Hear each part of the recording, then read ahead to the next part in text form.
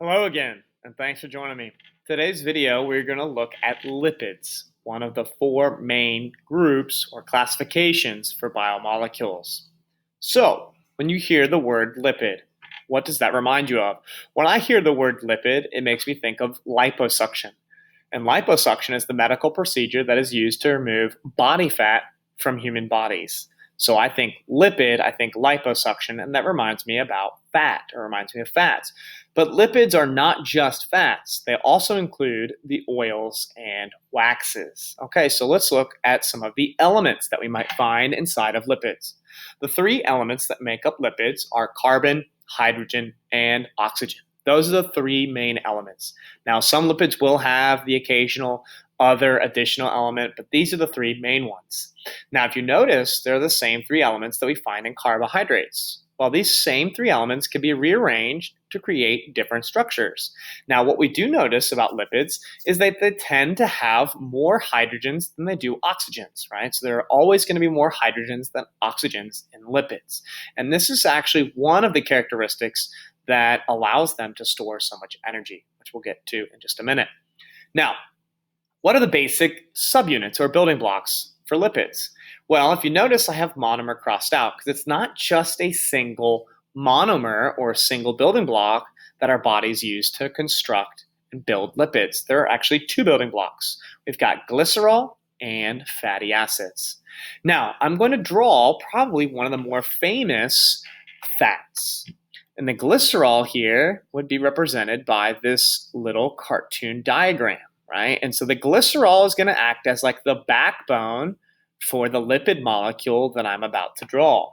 So the glycerol, and in this case, with the diagram that I'm drawing, it would have three fatty acids attached to the glycerol, okay?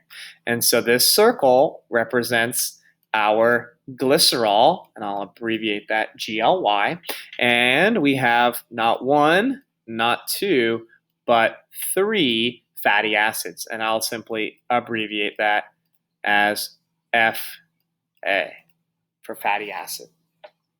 Now, what are the functions? What are the functions of lipids? And there are many functions, right? So unlike carbohydrates where we only had two, lipids actually have a whole lot of functions. Now, the primary function would be long-term energy, okay? So our bodies can use lipids to store energy for long periods of time. Our bodies can also use lipids to form cell membranes. And membranes are just the outer covering of our cells. Our bodies can also make hormones with lipids, and we can also make structural components, whether they're for protective purposes or they can also be used for insulation. And I have provided some examples of each over here on the side. In regards to long-term energy storage, if we're talking about animals, animals typically store energy for the long term as fats. Plants will store it in an oil-like form. Our membranes are typically made out of phospholipids and cholesterol. Here are some examples of lipid hormones. We actually call those steroids.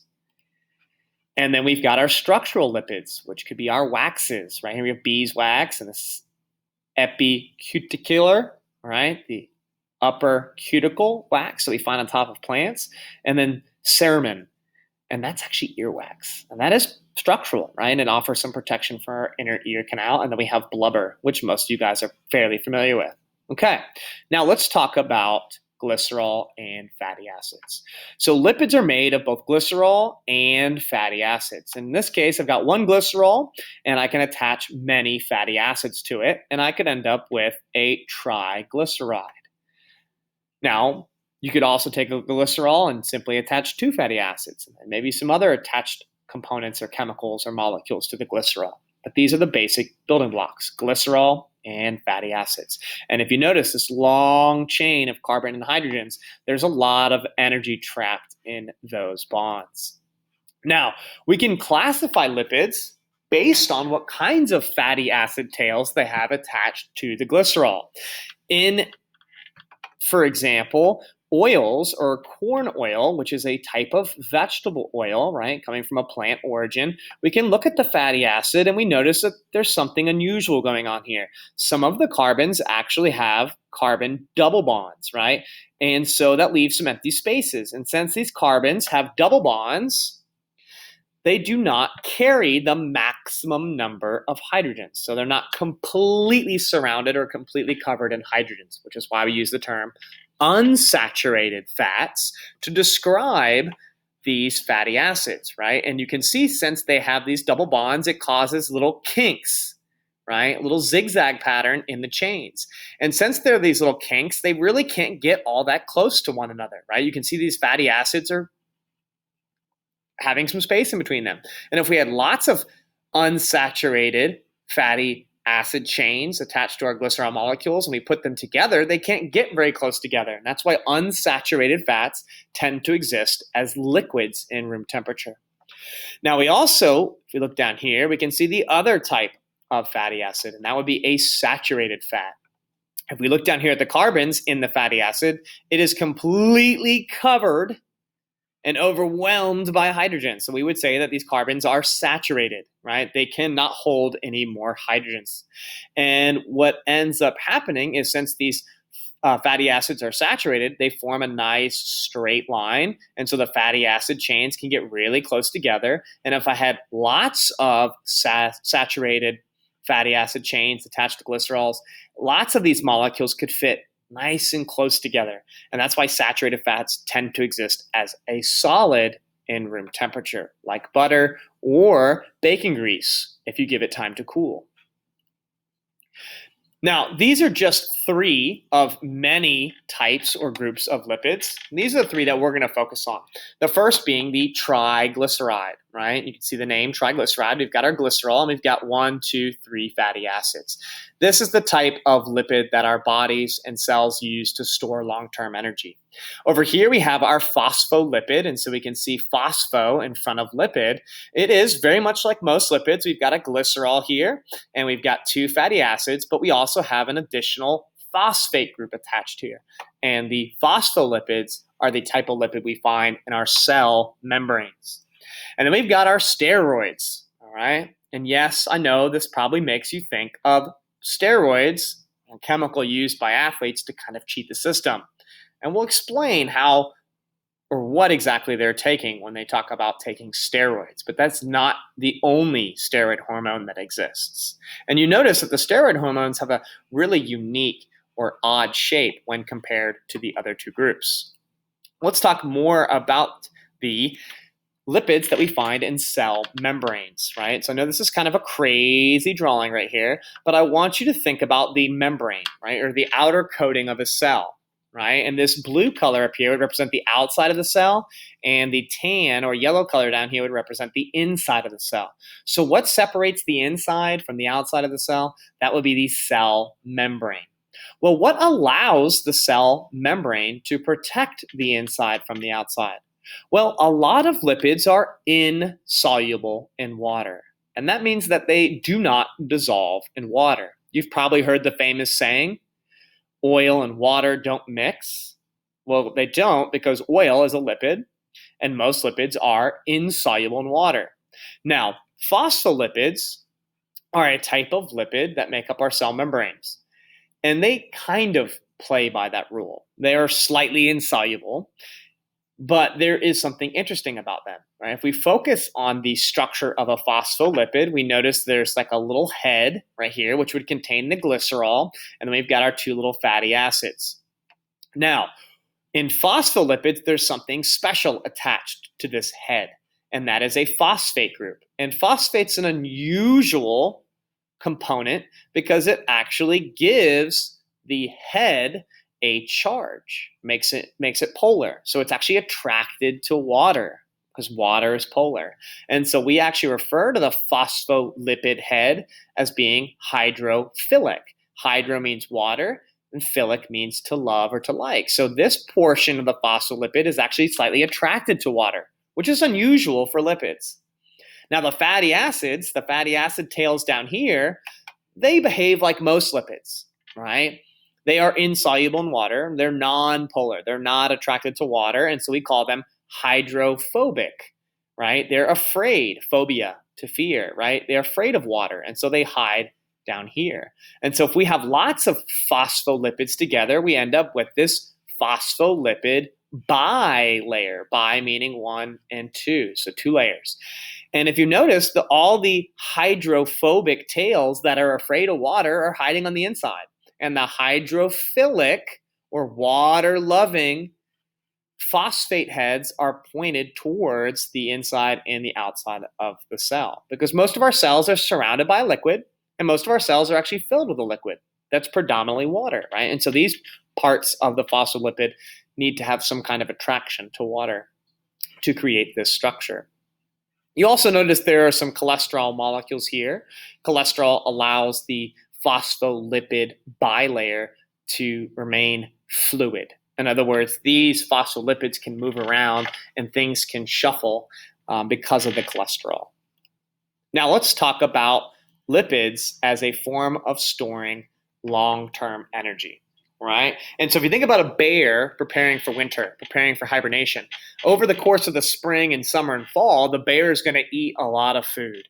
And that bear is going to store a lot of that extra food or excess calories as body fat, right? And so maybe this is the human getting ready for winter, and maybe they're eating a lot more in summertime. And as they eat an excessive amount of food, you notice that they've started to accumulate some body fat, right? And that body fat is a way for our body to store energy for the long haul or the long term.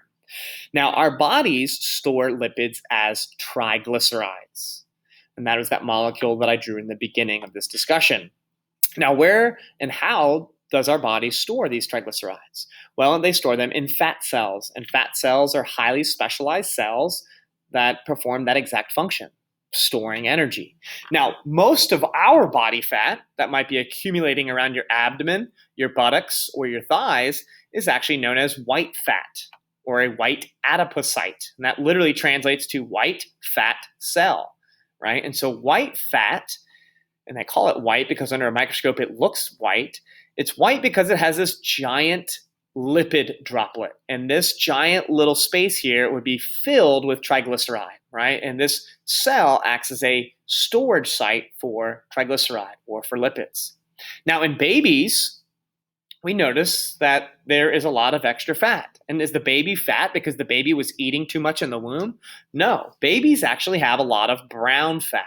And if you compare the two, if you look at white fat versus brown fat, you notice there's a lot of difference, right? So the white fat has a whole lot more space for the lipids, and the brown fat does have some small spaces to store the lipids, and the brown fat also has these little pill-shaped or bean-shaped components known as a mitochondria. And we'll talk a lot more about those later. Well, brown fat actually is used to generate heat.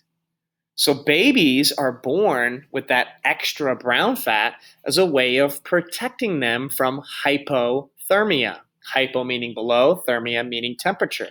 So babies are small and they can get cold rather quickly. And so to make sure that the baby is safe and nice and warm, the baby's body has lots of brown fat. And these brown fat cells can break down these lipids to generate heat, keeping the baby warm.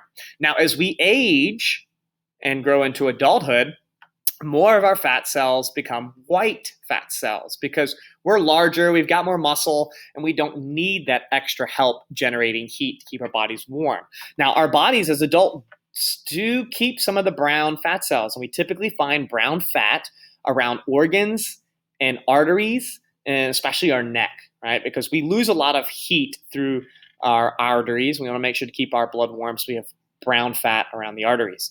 And then beige fat cells, these are interesting. These play a role in our endocrine system. They produce and release various hormones that can control different pathways and behaviors found in the human body. Now, lipids also have other functions, right? And so here I have a little cross section of a whale, right? We can see the skin, and then we've got this large layer of blubber. Now, blubber, or these blubber cells, contain a lot of lipids, and the lipids in the blubber prevent loss of heat, right? And so whales and dolphins have lots of blubber because they live in aquatic environments, and these aquatic environments are generally a lot cooler. And since they are mammals, they're warm-blooded, and so they have to make sure to be able to keep their bodies nice and warm. And so as their bodies generate heat, right, a lot of that heat is absorbed and maintained by this insulatory layer. So the blubber insulates the animal. So it's kind of like a permanent jacket that the whale or dolphin wears. And what's also neat about blubber, it also makes these animals more buoyant, right? So they float more easily, which actually helps them save energy when they're swimming these great distances. So blubber is a insulatory layer. It helps provide insulation, keeping the animal warm. Bees can use lipids to create structural components in their hives, right? This is a honeycomb, and the beeswax is used to actually make these comb-like structures so that they can actually lay their eggs, and their eggs can develop as larvae in these little safe honeycombs. Plants use waxes as a protective cuticle or layer. So if you look at the top of leaves, there's usually a shiny, waxy layer, and that protects the leaves from rain and UV radiation. And so when it rains heavily on a plant, the water lands on the waxy cuticle and slides off, falling back onto the ground. Because the roots in the ground are the cells that need the water. The leaves need the sunlight. So the cuticle allows the water to easily flow off. So water doesn't pool on top of the leaves, which could potentially create a situation for infection. Now, making this observation with plants, humans quickly realized that we could put wax on metal surfaces to protect metal from water. And that's why we wax our cars, so that rain doesn't pool up on the hood of our car, eventually causing it to rust. Our bodies also make a lot of hormones out of lipids, right? And the main one being cholesterol. Now, you saw that earlier in the cell membrane. Cholesterol has got lots of functions. In fact, if you hear someone talking about cholesterol in their diet, you might hear them refer to HDL and LDL cholesterol. It's a whole nother discussion. But cholesterols are the precursors to many of our lipid hormones, our steroid hormones. One of these, down here, is cortisol. Cortisol is a steroid hormone that our body releases when we're stressed, and it has an anti-inflammatory effect. It reduces inflammation. Now, humans have figured out how to use cortisol in a medical application, right? And so maybe you're stung by a bee, or maybe you brush up against some kind of plant that causes swelling and inflammation in your skin. You may cover that injury or that wound with hydrocortisone cream. And hydrocortisone cream is the name given to cortisol when it's used in a medical application. And it does exactly what cortisol is supposed to do. It reduces inflammation. Now, inflammation is a natural immune system response, and so we don't want to use hydrocortisone cream too often, or we don't want too much cortisol in our bodies because it can suppress our immune system and cause a lot of problems, which is why stress can cause so many health issues. Cortisol is also used to make our sex hormones, right? And so in mammals, males have a higher concentration of testosterone, and females, the primary hormone would be estrogen. Both testosterone and estrogen are steroid hormones belonging to the classification of lipid. Now, earlier we talked about the athletes and the term steroid. Athletes take anabolic steroids. Anabolic referring to the fact that it's going to be used to create or to build something, and steroid referring to the fact that the goal is to increase the amount of testosterone in the body. Now, testosterone is a hormone that's got lots of different influences on the body, one of which is the increase in protein synthesis or the development of skeletal muscles. Some athletes trying to cheat the system will inject testosterone, right? They're injecting anabolic steroids to bring their testosterone up so they build skeletal muscle faster. But there are a lot of negative consequences to using anabolic steroids because our bodies are always trying to maintain homeostasis, trying to balance hormones. And if you are artificially injecting extra hormones, your body is going to try to level that back out.